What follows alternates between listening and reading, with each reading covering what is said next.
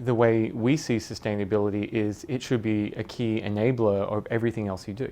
So it should not be a bolt-on handled by some small department that people rarely hear from. It should actually be part of how your business strategy is formulated and gets delivered.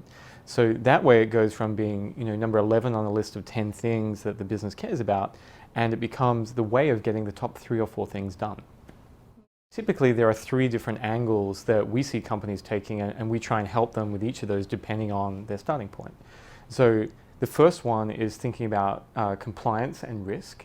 And when we look at sustainability and think about environmental and social risk, we see these risks becoming much more prevalent, and because of issues such as climate change, much more real for companies in terms of a driver of cost.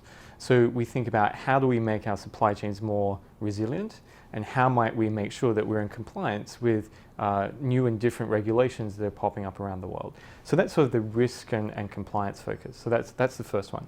The second one, we talk about eco-efficiency.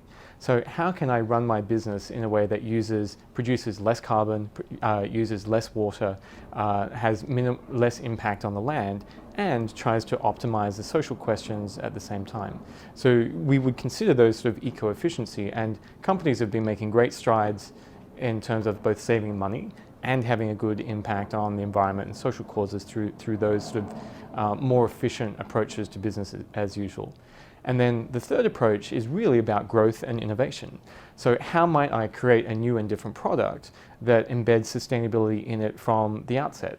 So this is where you need creativity, you need engineers, you need people who can figure out questions that go all the way along the value chain and reconceive business models, products, ideas, brands that can actually lead to new growth opportunities for that business. When it comes to eco-efficiency, we've got teams deployed at a number of clients right now, finding millions of dollars in savings in multiple places across the organization. And you ask yourself the question, well, why do these savings exist? How do people not know about this already?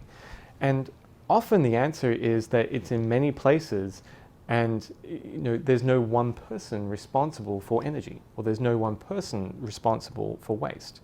So there's an organizational question that we can help solve that looks across the organization in different ways and says, these things that you're doing don't make sense. And often when people look at it and are presented with good data, they would say, well, why do we do this?